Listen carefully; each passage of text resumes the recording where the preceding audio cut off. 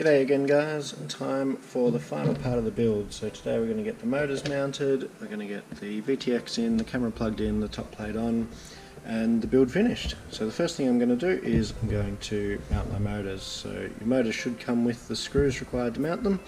You can choose whether to use 2 or 4 screws. Adding 4 gives you a little bit of extra security, does add a tiny bit of extra weight if you care about that. I'm going to go with 2 on each motor to start with.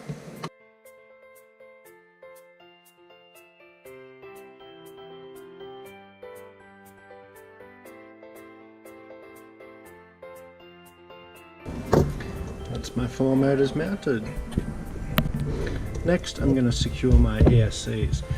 To do that I'm going to use some thick double-sided tape. That'll just let me stick my ESCs in place and stop them from moving around a little bit. So I'm just going to stick a little bit of that on each arm under where I want the ESC to mount, and that'll stop them from moving around. I'll also secure them again after that, which I'll show you in a sec.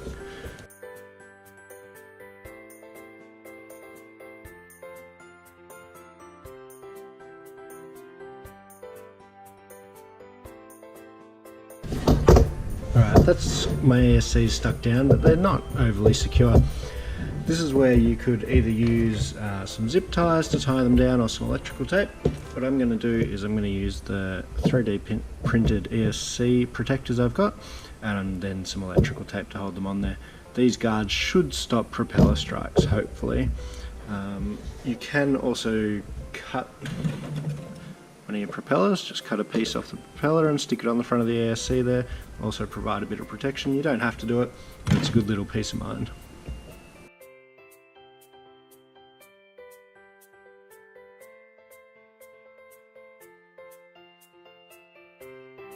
Okay, that's got my ESCs secured. Next I'm going to lock down my flight controller with those screws that we put on there during the second video when we looked at starting building the frame. It's simply a matter of putting them on and tightening them up. You want them to be tight enough to be firm, but not so tight that you're going to crush your flight controller screwing them down too hard.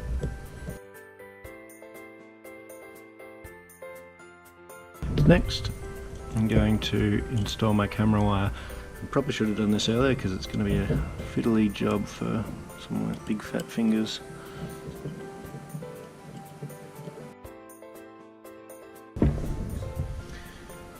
Camera done. Final thing to install and think about is our VTX, or video transmitter. To mount the VTX we're going to use this final aluminium plate. It's got a hole in it for our antenna connection to go through. It's another feature of this design I like because it's going to hold that nice and secure. It means that any force for an impact is not going to shake around the VTX. I'm going to slide the pigtail through there, and then I'm going to grab the antenna and screw it on from the other side. And that's just going to lock it nicely in place. Want that to be nice and tight and snug. So if I do have a crash and hit the antenna, it's not going to cause any stress on the VTX. Then I'm just going to put down some of my foam double-sided tape here to hold it down, and some zip ties over the top. Sorry, getting tired.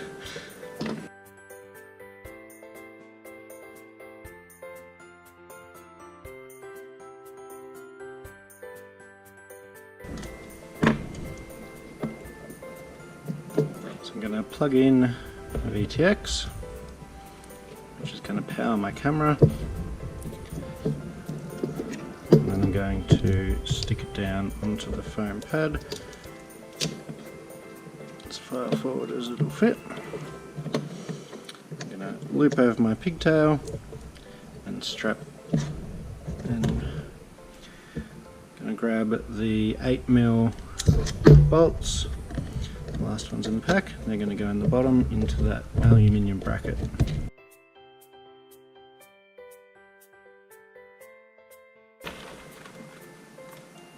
I'm just going to use a couple of zip ties. These aren't going to put a whole bunch of pressure on the VTX, they're just to give it that little bit of extra security.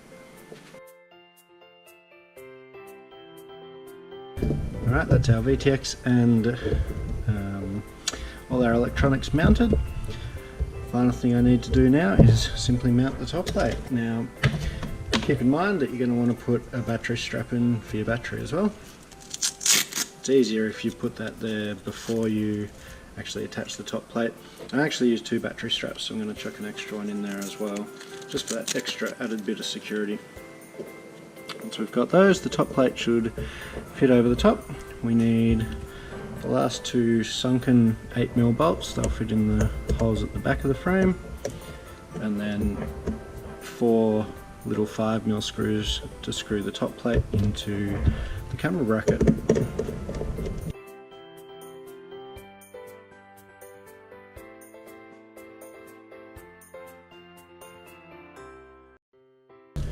Then we want to attach our foam pad, which just adds a bit more security for the battery as well.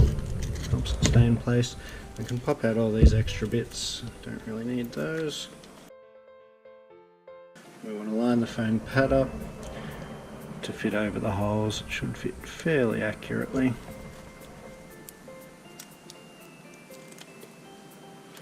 Just going to start at the back.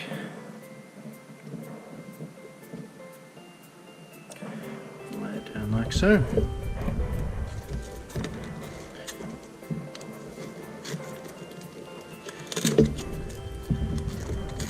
The final thing I need to think about is what I'm going to do with my receiver wires, because obviously just hanging around like this they're going to get stuck in the propellers. I haven't quite thought that through yet, to be honest.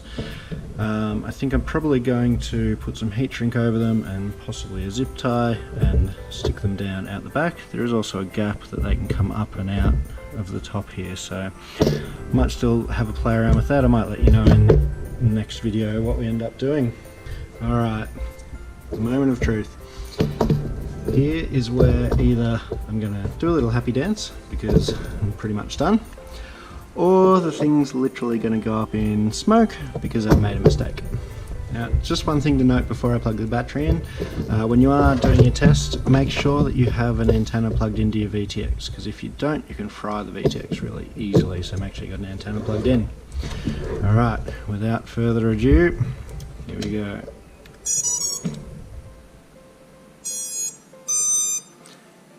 No smoke, no sparks, LEDs have lit up on everything. They're looking good. Alright guys, thanks for watching. Hopefully you learnt something through that. I've got a couple of little things to fix off, like what I'm going to do with these antennas, and I'll probably zip tie down that battery lead. But apart from that, we are done. So next time, back to flying. I'll make a video of taking this out for its first test flight. But yeah, thanks for watching. See you next time.